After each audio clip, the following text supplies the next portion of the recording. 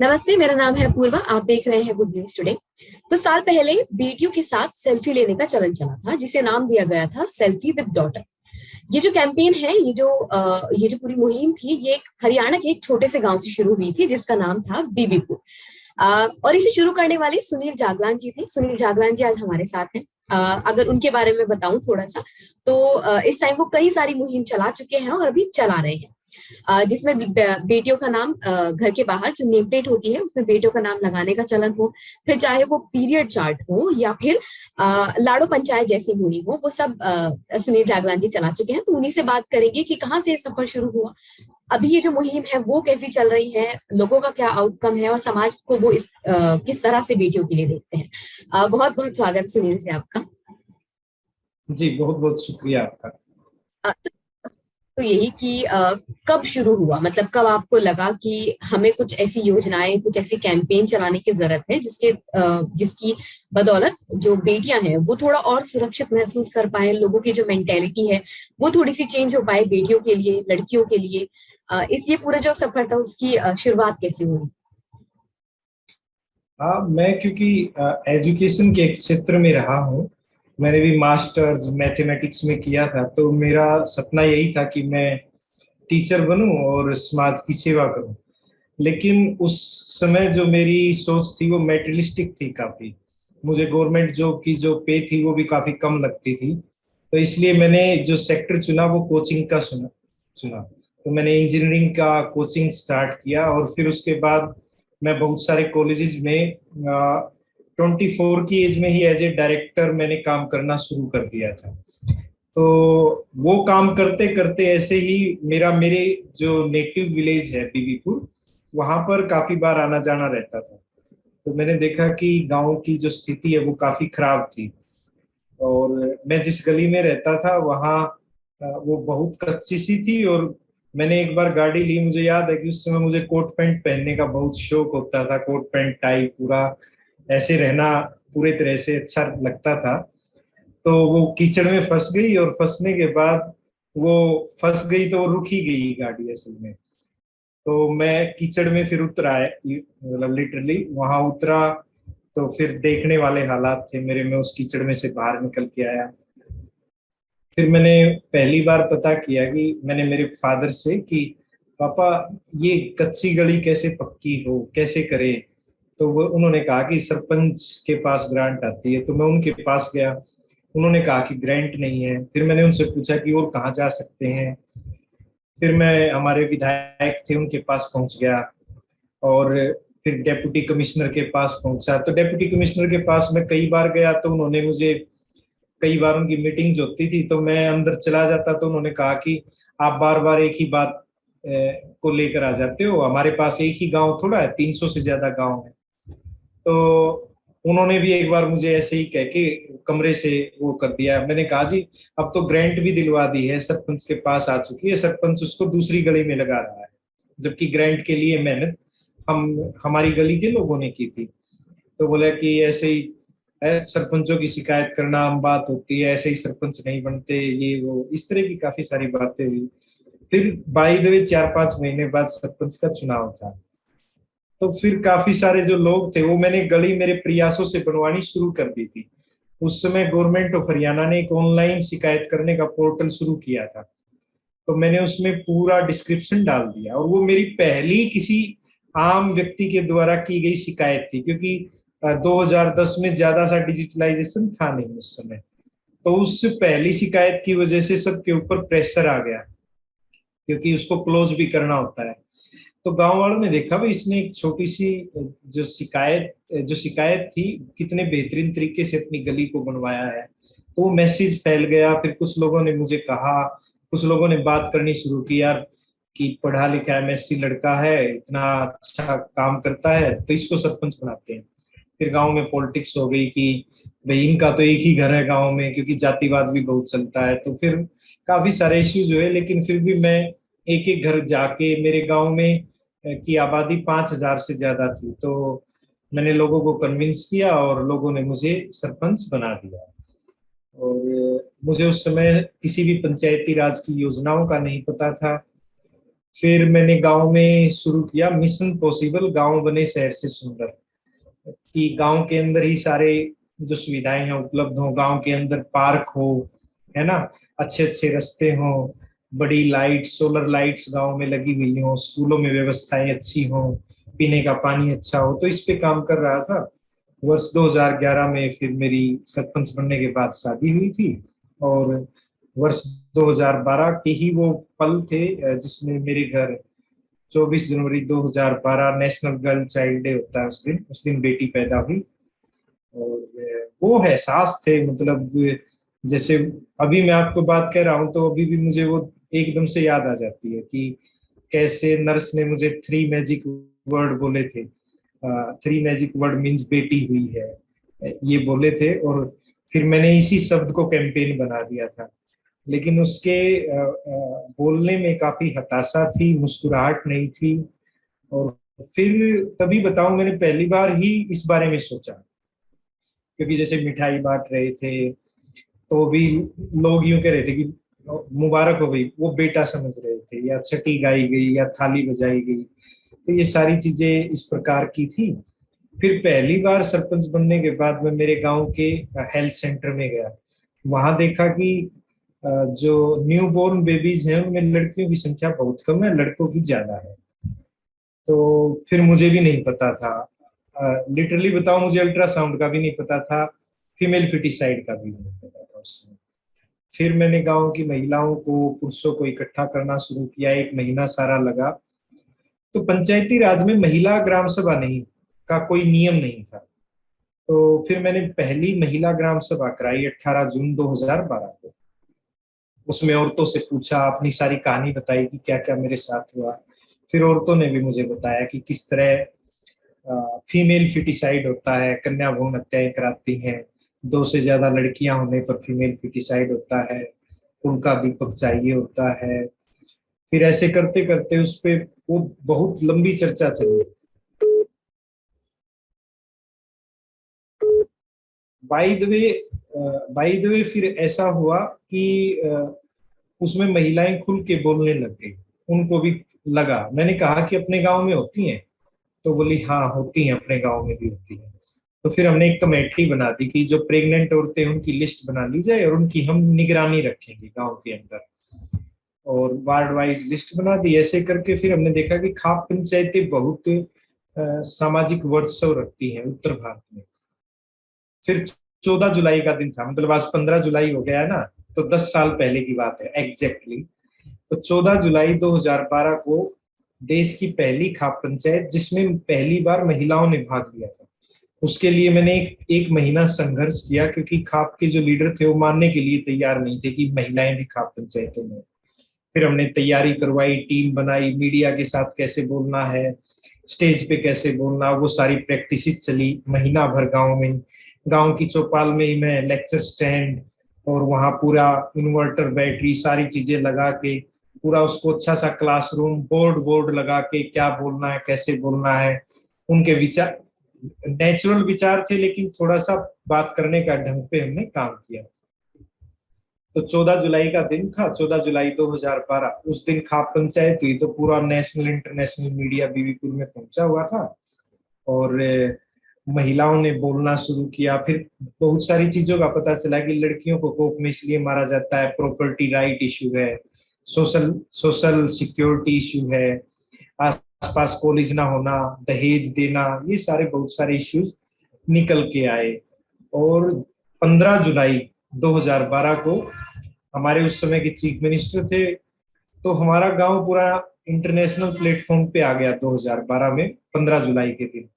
तो उन्होंने हमारे लिए 1 करोड़ रुपए का अवार्ड घोषित कर दिया 15 जुलाई 2012 को। तो फिर मैंने सोचा कि ये महिलाओं की वजह से मिला है, तो मैंने कहा कि इसमें से है ना 50% जो पैसा है महिलाओं की जीवन सरल बनाने के लिए हम खर्च करेंगे, जिसमें गांव के लिए लाइब्रेरी बनाना, लड़कियों के लिए लाडो पुस्तकालय, और लड़कियों के लिए कंप्यूटर सेंटर, तालाब के पास बैठने के लिए एक ओपन स्पेस औरतों के लिए जिसमें टिन विन लगी हुई हो, शाम के समय औरतें गीत वगैरह गा सके, वहां मनोरम दृश्य का आनंद ले सके। और ऐसे करके हमने वो पैसा फिर उस पर खर्च करने की कोशिश की। तो फिर मेरी इंक्वायरी होने लग गई कि भाई लाइब्रेरी नहीं बना सकते पंचायत के पैसों से। तो मेरे खिलाफ नोटिस वोटिस आ गए, लेकिन मैंने लाइब्रेरी बनाई, 4 लाख रुपए की किताबें खरीद कर लाए, अच्छा सा इंफ्रास्ट्रक्चर तैयार किया और लाइब्रेरी एस्टेब्लिश कर दी। अब अगर 2022 में देखें तो सरकार ने उसी मॉडल को अडॉप्ट करके हर एक ग्राम पंचायत में लाइब्रेरी बनाना अनिवार्य कर दिया है। और जब मैंने बनाई थी तो उस समय ये बैन था एक प्रकार से। तो ऐसे करके मैं पहले महिला ग्राम सभा कराई हमने, फिर खाप पंचायत कराई, फिर हम हर हर महीने एक महिलाओं का प्रोग्राम करते थे गांव में। मैं सैनिटरी पैड बनाने की मशीन ले आया गांव में औरतों के लिए, और मटेरियल भी ले आया। लेकिन जागरूकता मेरे अंदर भी कमी थी। मैं भी और सारे विषयों पर बोल लेता था, लेकिन उस समय पीरियड वाले विषय पे मैं बोल भी नहीं पाता था। तो औरतों ने ट्रेनिंग भी ली और फिर खुद के यूज के लिए उनको बनाने भी आ गए। फिर गांव में महिला दुग्ध समिति बनाई 60-70 महिलाओं ने, जिसमें 5,000 लीटर जो दूध आसपास के गांव से आता था। दा बीवीपुर महिला दुग्ध समिति, सेल्फ हेल्प ग्रुप रिवाइव किए, इनकम सोर्स जनरेट करना। हर महीने में टेस्ट लेता था बच्चों का, कंपटीशन टेस्ट, क्योंकि वो टीचर मेरे अंदर नेचुरली था, मैं कोचिंग देता था। तो हर महीने अवार्ड मिलते थे बच्चों को, जो फर्स्ट सेकंड थर्ड आते थे। जो लाइब्रेरी में रेगुलर जाते थे उनको भी अवार्ड मिलता था। कभी पेंटिंग प्रतियोगिता करा ली, कभी डांस प्रोग्राम करा लिया, कभी अबो 60 का जो है 60 ईयर के जो कपल थे उनका रैंप शो करवा दिया गांव में। कभी महिलाओं की प्रतियोगिताएं करा दी। फिर उसके बाद जिन औरतों को पीरियड होता था उनको मंदिर में बुलवा लेते थे, उनको खाना वही खिलाते थे। तो ऐसे बहुत सारी चीजें जब हमने शुरू की तो इस अभियान का नाम बेटी बचाओ रखा गया था। और गांव की लड़कियां +2 के बाद नहीं पढ़ती थी, तो वर्ष 2013 में हमने पंचायत की तरफ से सभी के लिए ऑफर कर दिया कि पंचायत पुस्तकों का खर्च उठाएगी जो भी ग्रेजुएशन करना चाहेगा। तो बेटी बचाओ अलग चला था, बेटी पढ़ाओ अलग चला था। तो फिर 2014 में ये दोनों कैंपेन इकट्ठे हुए, दो बेटी बचाओ बेटी पढ़ाओ कहलाया। और लोकसभा चुनाव थे तो मैंने सभी पार्टी के जो प्रधानमंत्री बनना चाहते थे, प्रधानमंत्री उम्मीदवार थे, उन सबको मैंने लेटर लिखा कि आप में से अगर कोई भी हमारी इन योजनाओं को अडॉप्ट करके लागू करेगा, हमारा गांव जो है एक तरफा वोट करेगा उसकी पार्टी के प्रति, उसका जो भी उम्मीदवार होगा। और फिर एक कैंपेन हमने इसका नाम दिया था बहू दो वोट लो। क्योंकि क्या था कि लिंगानुपात की कमी की वजह से बाहर के प्रदेशों से लड़कियों को खरीद कर लाते थे। तो ताकि सबका ध्यान इस पे जाए, है तो अजीब सा नारा, लेकिन लोगों का ध्यान आकर्षण करने के लिए हमने इसके बारे में वो किया। और हमने कहा कि जो भी वोट मांगने आएगा वो बताएगा कि अगर वो चुना गया तो चुने जाने के बाद संसद में जाके वो किस तरह से लिंगानुपात सुधारने के लिए काम कर सकता है, उसे पहले चौपाल में आके बताना पड़ेगा और एफिडेविट देना पड़ेगा हमें। तो ऐसे कर करके उम्मीदवार आए, कुछ कतराने लग गए। तो ऐसे करके फिर ये नरेंद्र मोदी जी भी आए थे उस समय हरियाणा में, तो वो हमारा स्लोगन काफी पॉपुलर हो गया था। तो इन्होंने कहा कि भाई कुछ युवाओं ने ये डिमांड उठा रखी है, अगर हमारी पार्टी जीतती है तो हम डेफिनेटली इस मुद्दे पर काम करेंगे, जब वो उम्मीदवार थे। तो ऐसे करके ये जो सारे जो अभियानों की शुरुआत बेटी बचाओ बेटी पढ़ाओ तक, एक प्रकार से दादी अगर चाहेगी पोती जरूर आएगी, ऐसे करके ताऊ ताई ramp show with Beti Bachao dialogue करके, या सेमिनार जैसे कन्या भ्रूण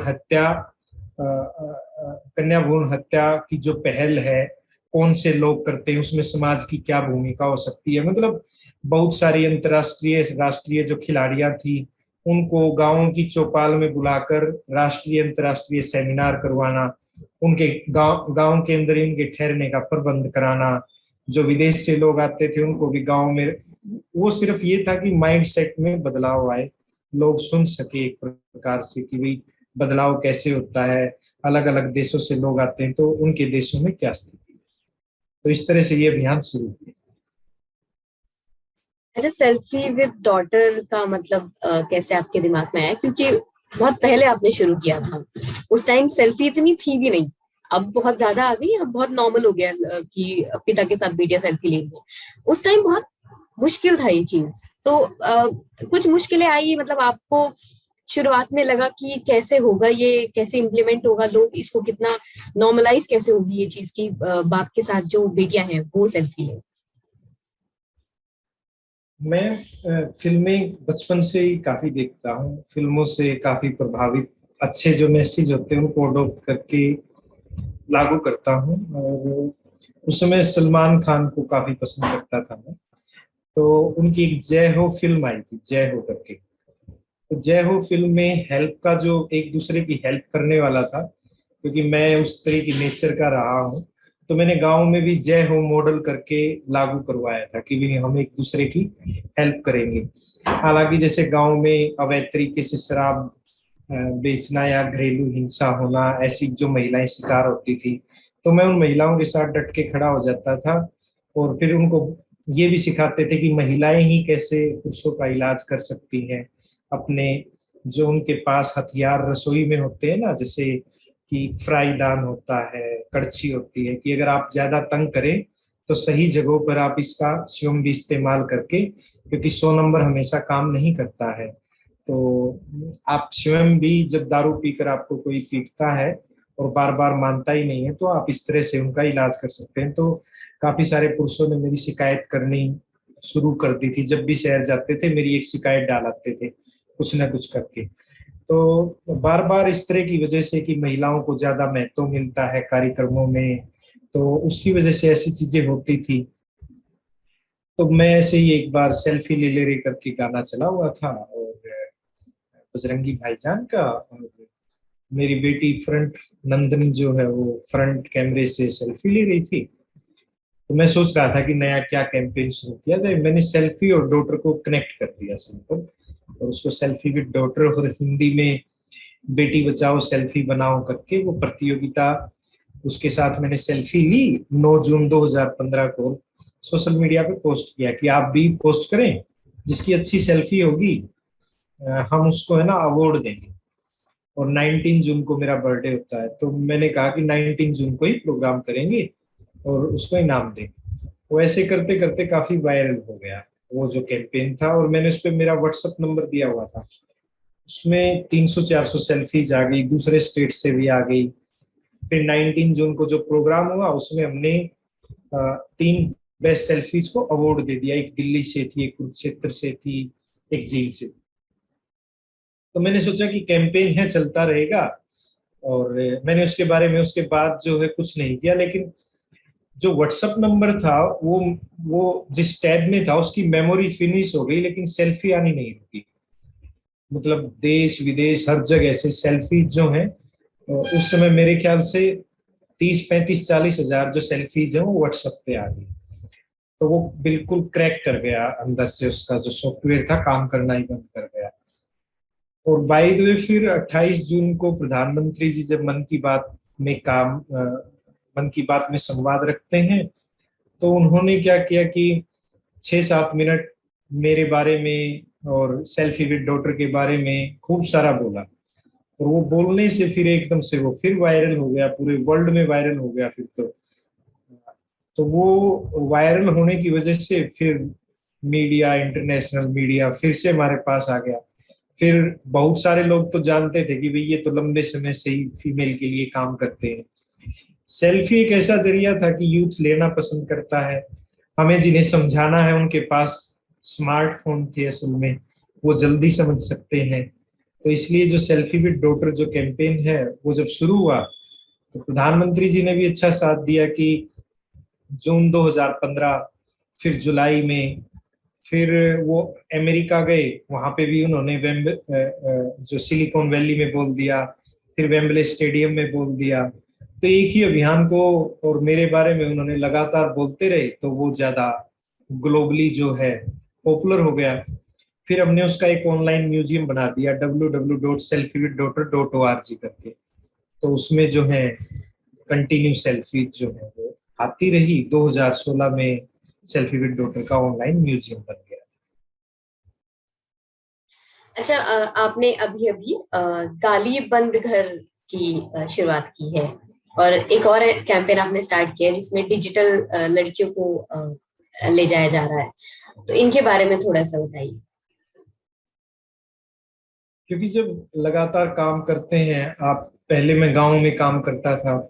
वर्ष 2016 में मुझे राष्ट्रपति प्रणब मुखर्जी जी ने राष्ट्रपति भवन बुला लिया, क्योंकि मैंने मेरे गांव के नाम से मॉडल बनाया था, Bibipur model of women empowerment and village development. तो फिर क्या हुआ कि उन्होंने वहां बुलाया और कहा कि भी हम गांव अडॉप्ट कर रहे हैं राष्ट्रपति भवन, तो हमें आपका मॉडल बहुत पसंद आया और 100 गांव में आपका ही मॉडल लागू होगा महिला सशक्तिकरण के द्वारा ग्रामीण विकास। तो प्रणव सर ने काफी सराहा उसको और उन्होंने उस पूरे प्रोजेक्ट को कोऑर्डिनेट करने का जो जिम्मा है वो मुझे दे दिया। तो फिर राष्ट्रपति भवन से मैंने करीबन 2 साल उसमें सेवाएं दी कि उस प्रोजेक्ट को लागू किया, जैसे हर गांव में लाइब्रेरी एस्टेब्लिश करना या महिला ग्राम सभा कराना, सेल्फ हेल्प ग्रुप बनाना, कैसे मार्केटिंग सिखाई जा सकती है महिलाओं की, डोमेस्टिक वायलेंस से बचना, चाइल्ड मैरिज ना होने देना, ये सारी चीजें चलती रही। अब इसके साथ साथ क्या होता है, जब आप घूमते हैं तो आप सर्वे करते हैं। उस सर्वे के दौरान हमें पाया कि गांव के अंदर जो है, जैसे डिजिटल लिटरेसी नहीं है, लड़कियां जो हैं वो फेसबुक या इंस्टाग्राम ट्विटर पे नहीं है, वो डरती हैं। जिस तरह उन्हें रात को सड़क पर जाने से डर लगता है, उसी तरह इस देश की 77% लड़कियों को सोशल मीडिया पे आने के लिए भी डर लगता है। उनको लगता है कि इस पे जब ग्रीन लाइट होगी, आएगा और आपकी आईडी बन जाएगी, तो आपके फोटो का गलत तरीके से प्रयोग किया जा सकता है। तो मैं क्योंकि फिर लगातार पूरे देश भर के अलग अलग राज्यों में घूम रहा था, अलग अलग जगह मैंने 138 से ज्यादा गांव अडॉप्ट कर रखे हैं, वहां पर काम कर रहे थे, तो सब जगह एक ही प्रकार की स्थिति थी। तो फिर हमने पहले साइबर राइट्स सिखाए उनको, लाडो राइट्स सिखाए। एक बुक लिखी मैंने लाडो राइट्स करके, जिसका विमोचन भी राष्ट्रपति जी ने किया, और वो करीबन 1.5 से 2 लाख प्रतियां जो है उसकी बिक भी चुकी हैं। और उसके अलावा वो बुक जो हमें रॉयल्टी मिलती थी उसको हम फ्री ऑफ कॉस्ट लड़कियों तक पहुंचाते थे। और फिर इन चीजों के माध्यम से हमने साथ ही साथ काम करना शुरू किया कि ऐसी जो लड़कियां हैं उनको डिजिटली ऑनलाइन लाया जाए। तो इस अभियान का नाम रखा गया लाडो गो ऑनलाइन। और खासकर जब मैं अभी कश्मीर की यात्रा पे था, क्योंकि 7 साल से 70 देशों में से सेल्फी विद डॉटर आई, लेकिन कश्मीर से कभी एक भी नहीं आई। तो फिर मैं कश्मीर गया, वहां लंबा समय बिताया, स्कूल कॉलेजेस गांव, काफी सारी मीटिंग्स हुई, और उसके बाद से 3,000 से ज्यादा अब सेल्फी जो है कश्मीर से आ चुकी हैं। अब की बार सेल्फी विद डॉटर अभियान की ब्रांड एम्बेसडर भी फिर हमने कश्मीर की लड़की को ही बनाया है, और वो भी पहली बार फेसबुक पर आई है और उन्होंने अपनी फेसबुक की आईडी बनाई। और इसी तरह से कश्मीर में पहली बेटी के नाम की नेम प्लेट जो मैंने वर्ष 2015 में अभियान शुरू किया था, 20,000 से ज्यादा नेम प्लेट लगवा चुके हैं लोग लड़कियों के नाम की देश भर के अंदर। तो पहली नेम प्लेट कश्मीर में उन लड़कियों के नाम से लगवाई गई, और उनको फिर लाइव किया। फिर हमारी जो दूसरी लड़कियां जुड़ी हुई थी, ऐसे कर करके साल भर में हमने 550 से ज्यादा लड़कियों के ऑनलाइन अकाउंट्स बनवाए जिनके पहले नहीं थे। तो फिर अब उसको हमने एक कैंपेन के रूप में लॉन्च कर दिया जब हमारे पास एक डेटा हो गया। क्योंकि पहले हमें एक साल भर मेहनत करते हैं अभियान पे, गांव गांव प्रदेश प्रदेश जाकर। जैसे अयोध्या में भी बहुत सारे गांव गोद ले रखे हैं, मेरठ में, कानपुर में या मध्य प्रदेश में। तो वहां की कुछ कुछ लड़कियों के सोशल मीडिया अकाउंट बना के उनको व्हाट्सएप ग्रुप बनाने के लिए बोल दिया। फिर उसमें लड़कियां जुड़ जाती हैं, फिर जूम के द्वारा उनके साथ इंटरेक्शन होता है। तो ऐसे करके हमने, ताकि हम डिजिटली डिवाइड ना रहे, एक प्रकार से जेंडर बायस्ड होके ना रहे, तो इसलिए लाडो गो ऑनलाइन जो कैंपेन है वो शुरू किया। और लड़की कहो या लड़के कहो, पुरुष महिला, हर जो है गांव में गाली का गांव से लेकर शहर हर जगह बहुत ज्यादा प्रयोग होता है।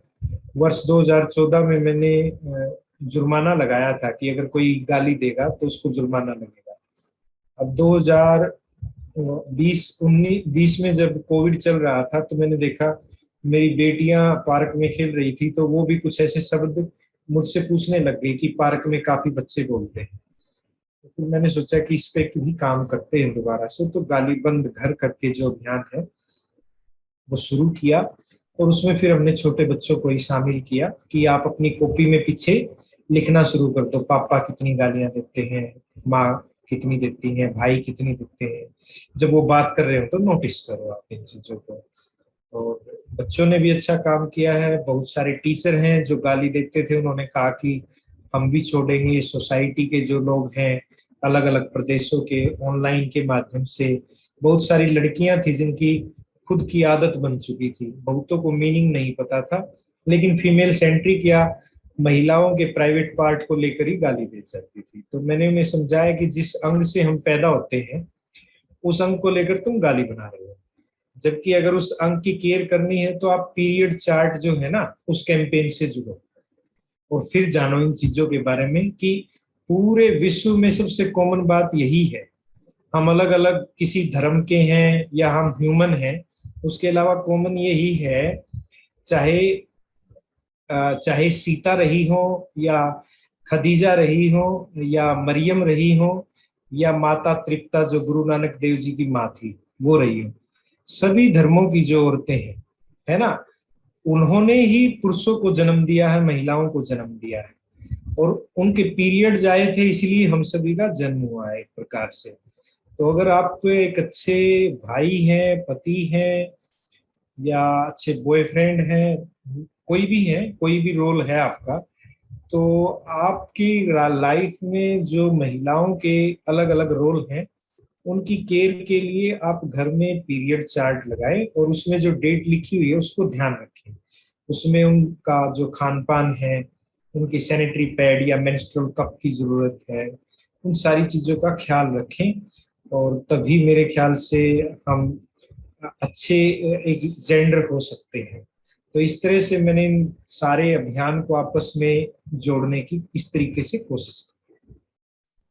सुनील जी, आखिरी सवाल कि आपको क्या लगता है कि इतने सारे कैंपेन चलाए गए, इतनी सारी योजनाएं सरकार भी चला रही है, कहीं कहीं गांव में, छोटे छोटे गांव में लोग भी चला रहे हैं जिनके बारे में शायद हमें पता भी नहीं है, तो आपके हिसाब से अभी हम कितना दूर है उस सभ्य समाज के, या फिर जिस समाज की आपने कल्पना की है?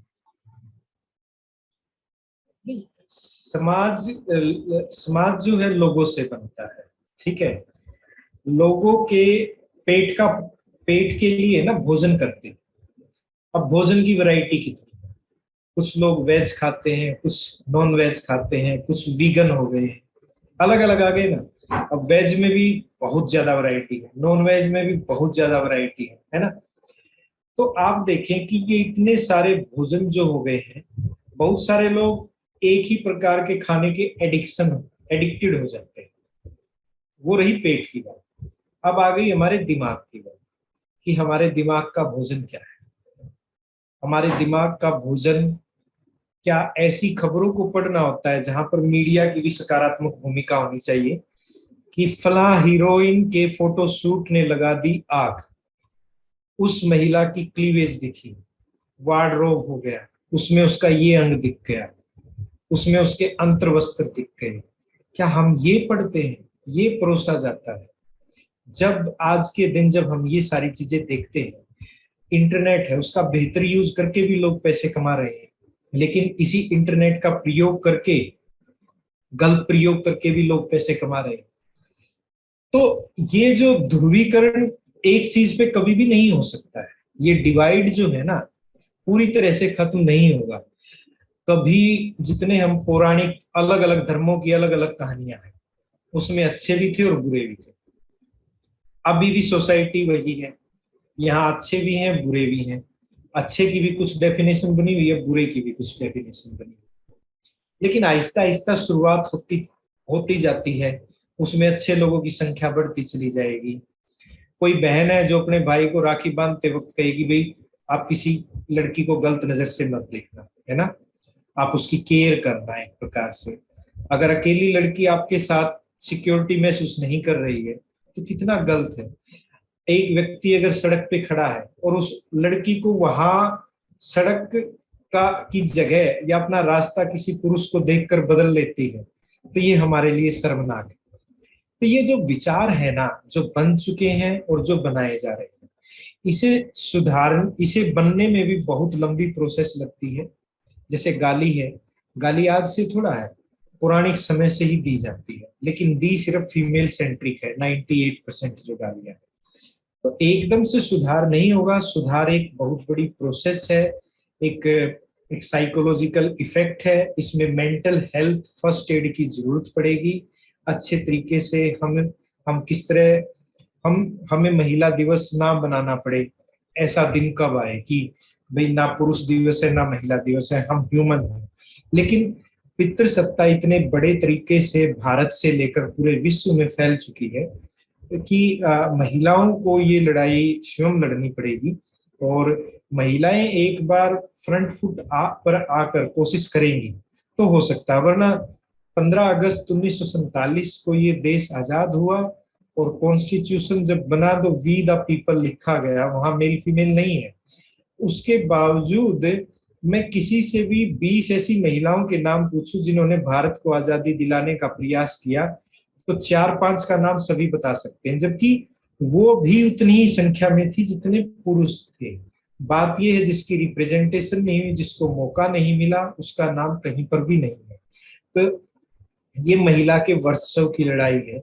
और हम जैसे लोग जिन पे फेमिनिस्ट भी कहा जाता है, हमें आहिस्ता आहिस्ता एहसास हुआ है कि जैसे मुझे एहसास हुआ, मुझे कोई नॉलेज नहीं थी यूनिवर्सिटी लेवल तक, मैं ईमानदारी से बताता हूँ, मुझे फीमेल फिटिसाइड मुझे 27 साल की उम्र तक नहीं पता था। तो जैसे मुझे एहसास हुआ, मैं बदल गया। जिस दिन औरों को एहसास होगा तो डेफिनेटली और भी बदल जाए। शुक्रिया सुनील जी, हमसे जुड़ने के लिए और हमसे अपने जो पूरा जो सफर था उसे साझा करने के लिए बहुत बहुत शुक्रिया। आप पूर्वा जी, और आपके नेटवर्क का भी शुक्रिया कि आप अच्छे तरीके से अच्छे प्रयोगों को आगे बढ़ाने के लिए मदद करते हैं। बहुत बहुत शुक्रिया।